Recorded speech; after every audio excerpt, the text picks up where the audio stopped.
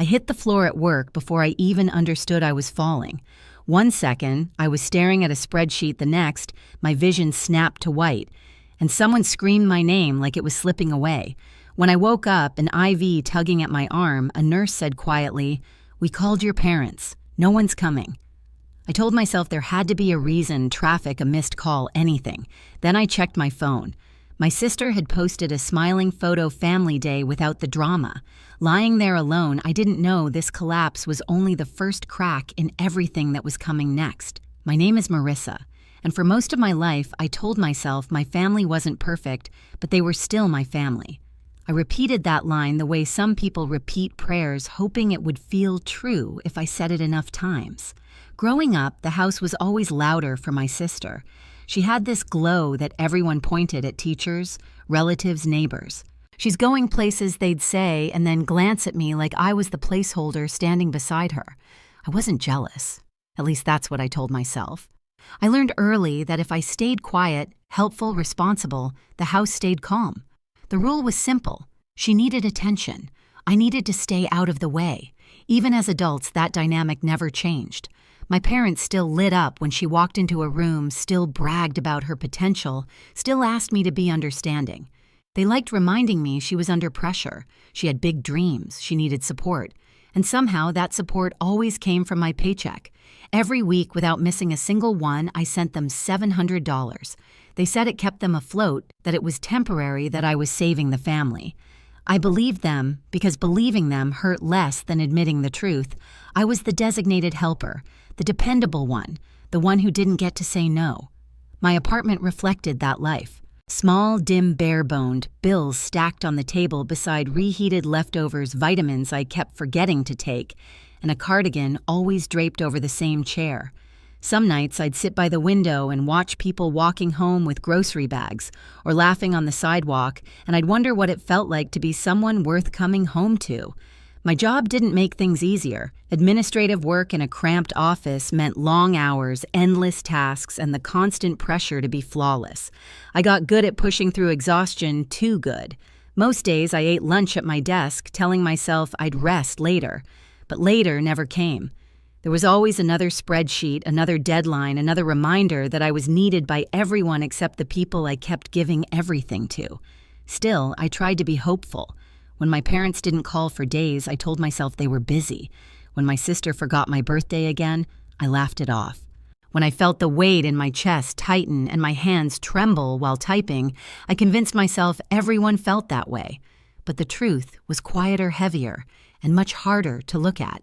I was running on fumes, financially drained, emotionally starved, and still trying to prove I was worth the smallest bit of care. So when I collapsed at work, part of me wasn't even surprised. What surprised me was what came after, what my family chose to do with that moment. And even then, I had no idea the collapse wasn't the breaking point at all. It was just the beginning. When they discharged me from the hospital 2 days later, I walked out slowly, the sunlight feeling almost foreign on my skin. The nurse wished me well and reminded me gently to rest and avoid stress. I nodded, pretending I had that kind of life. Outside, buses hissed at the curb, and people hurried past with iced coffees, unaware I was stepping back into a world that had kept going without me, especially my family. On the ride home, I opened my phone again, staring at my sister's post. The bright filter, the perfect grin. The caption, "Family Day without the drama." It wasn't just a joke. It was a message, a declaration, a reminder of where I stood, or where I didn't. I scrolled through the comments. People complimenting her hair, her outfit, her beautiful family. My mother had left a heart emoji. My father had written, "Such a great day." That one hit hardest. A great day. While their daughter lay in a hospital bed with an IV drip and a blood pressure reading that scared the nurse. That night, my parents finally texted. Not to ask how I felt, not to check on the fainting or the tests. My mother wrote, "Don't forget the 700 this week. We're counting on you. And don't bring your work stress to us. Your sister has enough on her plate." I stared at the message so long my phone screen dimmed. Not one sentence about the hospital, not even a half-hearted hope you're okay. Just that same hungry pull, the same expectation that I'd fund their comfort at the expense of my own well-being. I wanted to say no. I wanted to type, I can't do this anymore. But my fingers froze. Old habits are chains. So I sent the money even though my hands shook the entire time, even though I felt something inside me tighten, like a warning. The following week, I returned to work. My coworkers were kind in that awkward, unsure way people are around sickness. One of them, Jenna, pulled me aside. "You scared us," she said. "You hit your desk when you fell. Are you sure you're okay going back to full workload?" I lied. "Yeah, I'm fine, just tired." But I wasn't fine. I could feel the exhaustion deep in my bones, stealing hours from my nights and clarity from my days. The smallest tasks felt heavier. The smallest comments hit harder. Every vibration of my phone made me flinch, expecting another demand disguised as a message from home. One morning, a coworker walked past my desk and frowned. "You look pale." I laughed it off, but inside I was unraveling. It felt like I was standing in a room full of smoke, unable to tell where the fire actually was. Then the turning point arrived, not with a dramatic shout, but with a quiet observation that cracked open everything. I was grabbing a coffee near my apartment when a familiar face waved me down. Mrs. Turner, my sister's neighbor. She was the kind of woman who knew everyone's business without trying. She tilted her head. "Haven't seen your sister around much lately. Everything all right with the house?" I blinked. "The house?" She nodded, lowering her voice. "I thought you'd know. The paperwork issues. The loan. Your name came up somewhere on one of the notices. I assumed you were helping her with it. My name on her house." I felt the ground tilt, not like fainting this time, but like a curtain lifting. I walked home in a daze, my heart pounding harder with every step. I dug through old drawers, folders, envelopes, anything that could tie me to something I never agreed to. And slowly, painfully, the truth began to form. It wasn't just that they hadn't shown up at the hospital. It wasn't just the $700. It was something much darker, much older, a pattern, a history of using me without asking, deciding for me without telling me. And now it was catching up to her. I didn't know how deep the betrayal went yet, but I knew this. The collapse had been a warning. What came next would be the breaking point. I didn't sleep that night. I sat on the floor of my apartment surrounded by piles of old mail payments, bank letters, photocopies, anything I'd kept over the years just to stay organized. I'd always believed being responsible would protect me.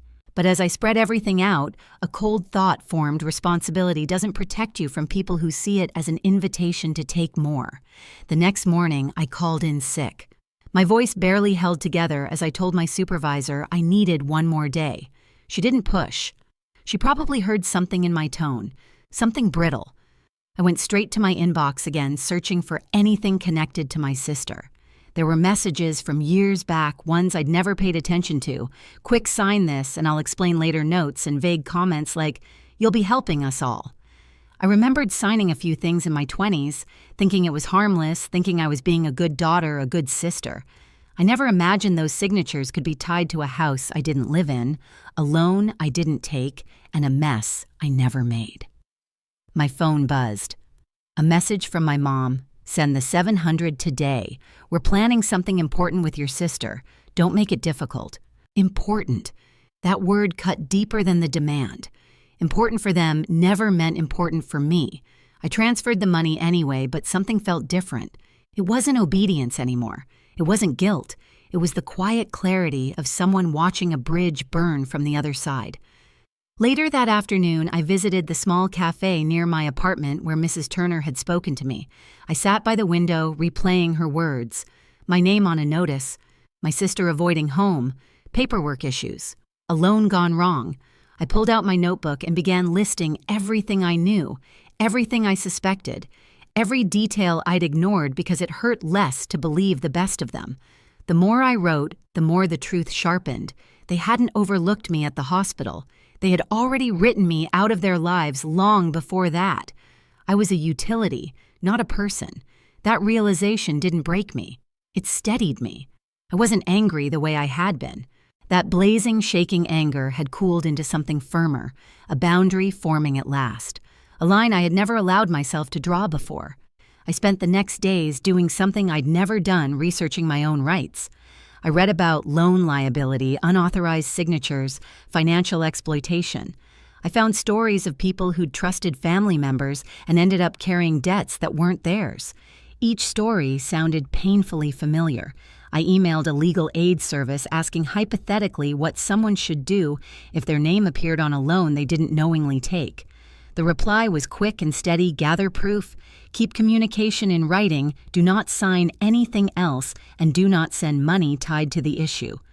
Silence is not consent, the attorney wrote. You have more power than you think. I reread that line until it felt real.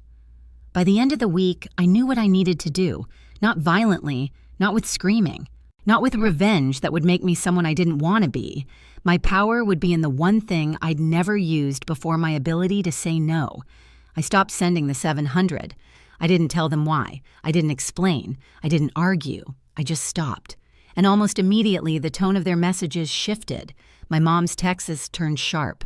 My dad's turned guilt-heavy. My sister didn't message at all. That silence told me everything. Something was falling apart on their end, and for the first time in my life, I wasn't the one holding it together. I didn't know what they would do next, but I knew whatever storm was coming, I would meet it standing.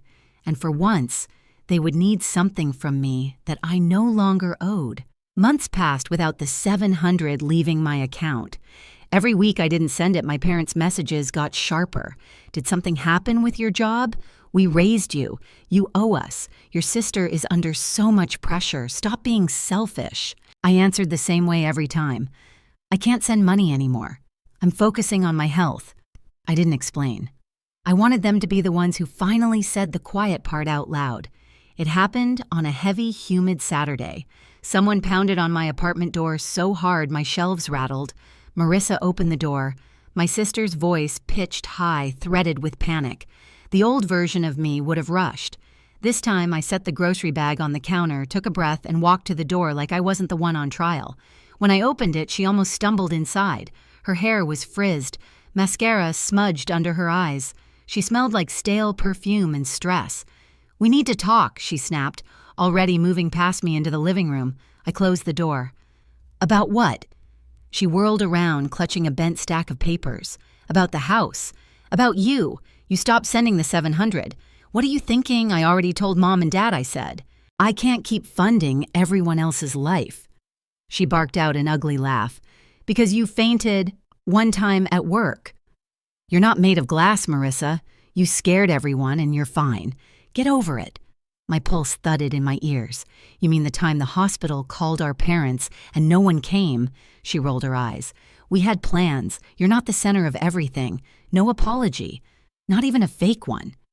"Why are you really here?" I asked. For the first time, she hesitated.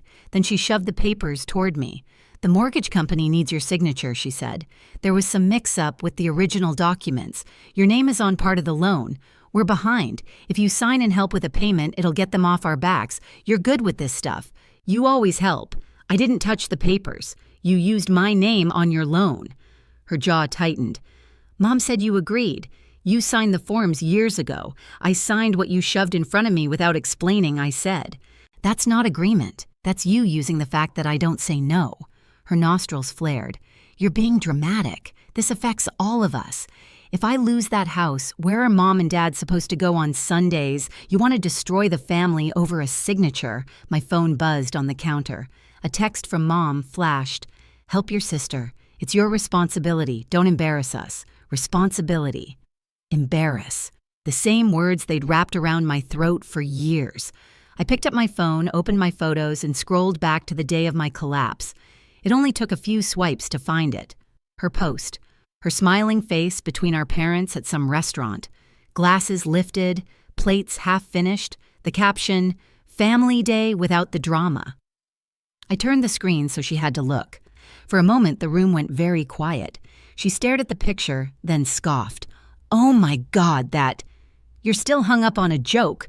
That joke was posted while I was lying in a hospital bed," I said. "They had just told me no one was coming." She looked away. "You always twist things. It was just a caption." I felt something in me finally click into place. Not rage, not begging, just a decision. I hit the share icon, sent the post to her in a message, and with my thumb hovering over the keyboard, typed slowly. I wanted each word to land. Then I read it out loud. No drama. No signature. No 700. Her head snapped up. What, you don't want drama? I said quietly. Great. Neither do I. So there will be no yelling, no guilt trips, no more pretending I exist, only when you need cash or a signature. No drama. No signature. No 700. Her face crumpled, then hardened. If you don't sign, I could lose the house. She spat. Do you understand that? People will find out. I'll look like an idiot. Mom and Dad will never forgive you. I held her gaze. Maybe you should have thought about that before you used my name and my money like they were free. Tears welled in her eyes. For a second, I saw something almost like fear. Please, she whispered, dropping the papers on my coffee table. Just sign. We'll fix the rest. You've always been the good one. Don't stop now. I'm not stopping, I said. I'm finally being good to myself. She recoiled like I'd slapped her. You're going to regret this. When you're alone and they're done with you, don't you dare call me. I've already been alone, I said. You made sure of that the day you captioned that picture. She grabbed the doorknob, then seemed to think better of taking the papers. She left them there like they might somehow sign themselves if she slammed hard enough. She yanked the door open. Enjoy your little moment, she said. It won't last. Then she was gone. The echo of the slam lingered. I stood in the quiet, waiting for the familiar wave of guilt to crash over me. It didn't. I looked down at my phone. Her post still sat on the screen, the words I had memorized now repurposed. Family day without the drama. For the first time, it didn't feel like a wound. It felt like a boundary I had finally drawn, and this time I was the one choosing who got left out. In the weeks that followed, the silence from my family was louder than any argument we'd ever had. No more guilt-soaked texts, no more demands for 700, no more frantic calls pretending I owed them my life. Just quiet. And in that quiet, I finally heard myself think. A letter arrived from my sister forwarded to my address by mistake. I didn't open it, but the return logo told me everything.